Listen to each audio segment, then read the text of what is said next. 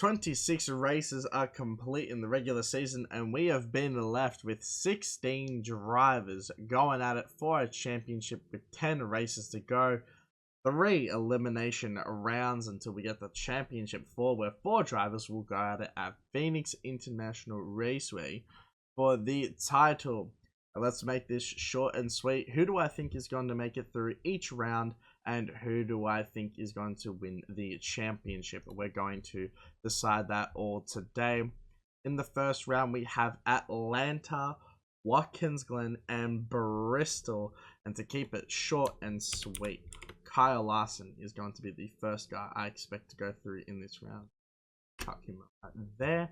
Larson has been good at all 3 of these tracks historically, although Atlanta is probably his biggest weakness. 40 playoff points is enough to carry you through the first round easily. I have him through, and Christopher Bell has way too much of a cushion that even if he falters at Atlanta, I think he's going to be okay. He's typically good at road courses such as Watkins Glen. I think he'll do okay. And Bristol earlier this year, he was good enough there. I believe he finished top 10 or just outside it. So I do think Bell is going to make it as well. Reddick is going to be another guy as well that is going to easily make it into the next round. He's just been too good this season. He's been better than these two as well at the super speedways. Of course, he won at Talladega, and I think Reddick is going to make it through this round without any problems. Byron is going to be another one as well that I think is going to get through without any issues. Ryan Blaney is going to be also joining them through as well. Byron won Atlanta a couple times as well. He won Watkins Glen last year, and he's going to be doing okay at Bristol. Blaney, I think he's just going to have enough consistent speed to get himself through this round.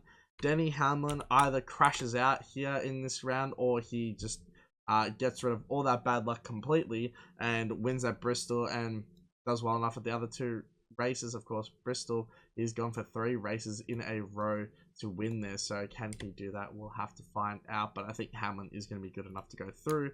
As well as Chase Elliott, he's had enough consistent speed as well. I'm going to knock the 9 car through into the next round. Kozlowski, he's had enough consistent speed to where I think he is going to be making it through. Logano, I'm going to leave for a moment. Cindric, I'm going to leave. Suarez, I'm going to leave as well. Bowman, I'm going to leave as well. Briscoe, Burton, Gibbs. That's the next guy we're going to lock into the next round. Ty Gibbs is going to make it through without any problems, I think. He's been good at road courses. He was really good at Bristol earlier this season as well. I think he won either both stages he won them, or he finished top 2 in both. I know he won at least one stage at Bristol and led a lot of laps. I think he's learnt from his tire degradation mishaps earlier this season to where he will be a threat there once again.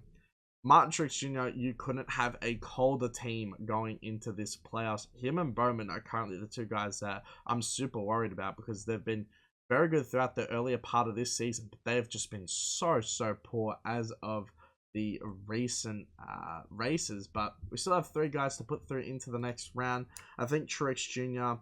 is going to turn it around in his final season and make it through, and I hope he's going to get a win in his last season as well. So going to use my heart here and put Truex Jr. through to the next round. I think Bowman is going to be good enough as well to go through to the next round too. He's good enough at road courses.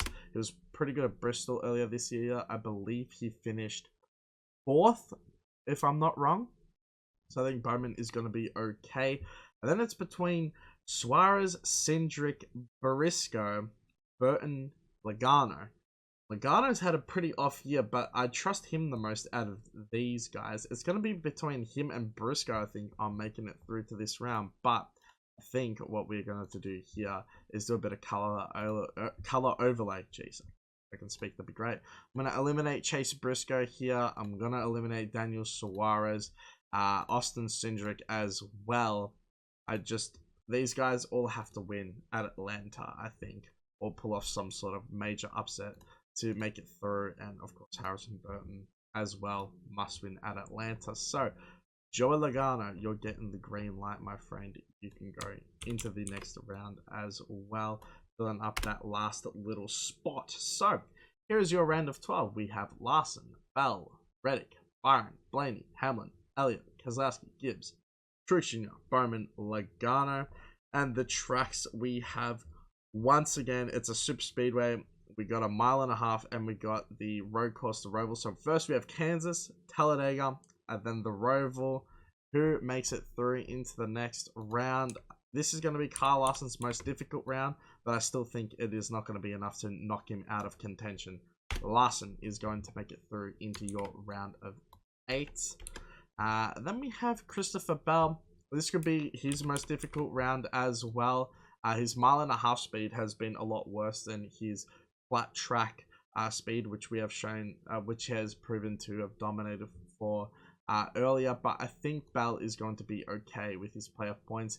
Just got to stay out of trouble at Talladega, and then he'll do fine at the Roval. I have Bell going through to the next round. And for that same reason, Tyler Reddick is going through into the next round too. He's just been too consistent, really, to not really go out. I think those 3 are the main threats for the championship, along with, and I'm going to put him through because I think he will win the Kansas race, get redemption. Denny Hamlin, I have him winning at Bristol, and I have him winning at Kansas as well to go through straight into the round of 8. I think Hamlin's bad luck is over. He's going to turn a new leaf in these playoffs and absolutely rip to shreds the competition.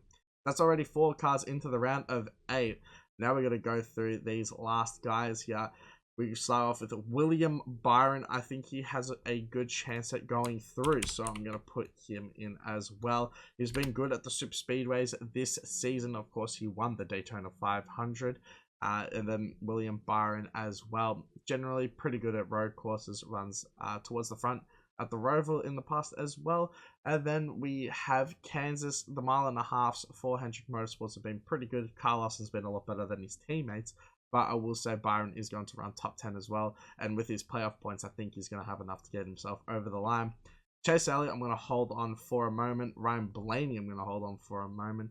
Brad Keselowski, I'm going to hold for a moment. I'm going to go and call this controversial, but I think that we are going to see a Ty Gibbs, a round of 8 appearance, and he's not going to make any sort of trouble out of it whatsoever.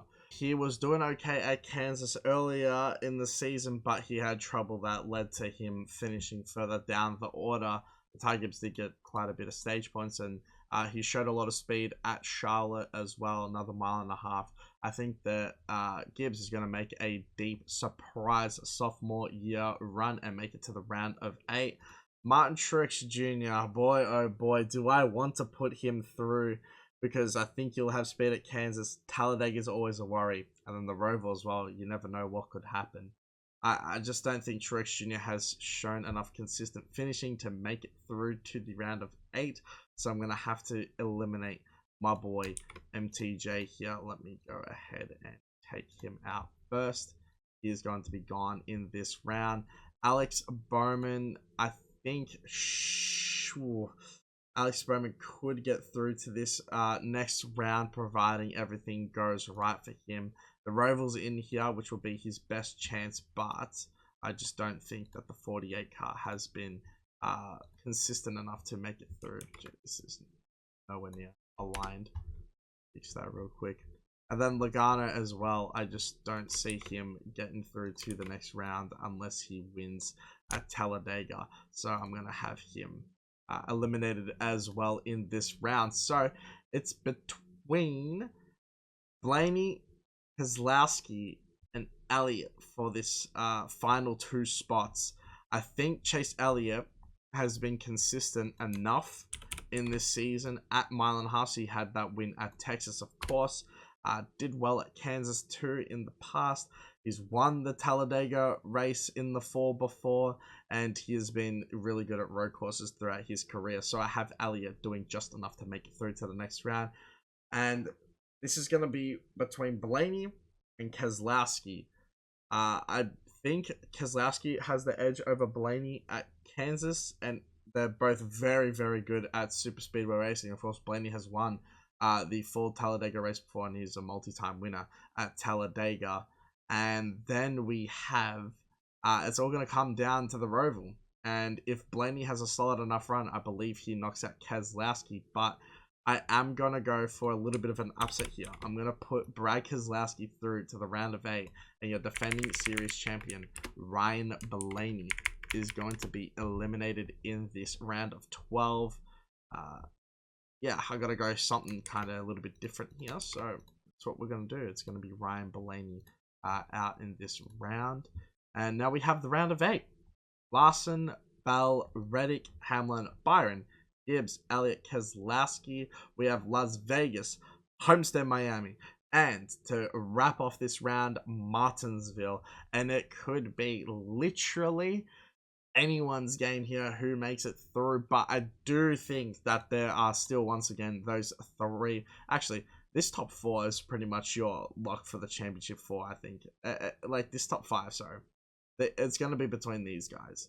And something crazy would have to happen if those drivers were to not make it. But I think Larson, he's been very good at all these tracks in the past. And I think he's had enough speed throughout the year that he's going to continue to do well and make it through. Christopher Bell has had a torrid time actually at Las Vegas earlier this season, where he spun himself out twice. So I went to that race in person. Yeah, he did not have a good day, but I think he's going to rebound and do well. And he's won actually the Las Vegas race, he's won the Miami race, and he's won the Martinsville race in the past. So I'm going to have Bell making it through to the championship 4 as well. And then we're going to have Reddick, Hamlin, Byron. It's probably going to be between those guys. I'm actually just going to go and eliminate what's up? I'm going to eliminate Elliott here. I don't think I can get the right one. There we go. Chase Elliott, I'm going to have eliminated in this round. Ty Gibbs, he could realistically do it, but I don't think he's got enough experience behind the wheel to make it to the championship 4. So I'm going to say his run for the championship comes to an end here. Brad Keselowski is a guy that could surprise and make it to the round of the championship 4 or round of 8, or he could just go and get eliminated in the round of 16. That wouldn't surprise me either. But I think Keselowski is gonna do well, but I think his championship run is going to come to a halt in the round of 8. And then it's between Reddick, Byron, and Hamlin for me. Denny Hamlin is going to make it to the championship 4 here at Phoenix. He will have enough. He's going to turn it around. And I think he does win one of those races to get through as well. This time, the 11 car is not going to falter. Then we've got it between Reddick and Byron. Las Vegas, Reddick came second. We haven't gone to Miami this year, but I do expect Reddick to do better. Actually, Byron's won at Homestead, Miami in the last couple of years, so Byron could very well win there as well.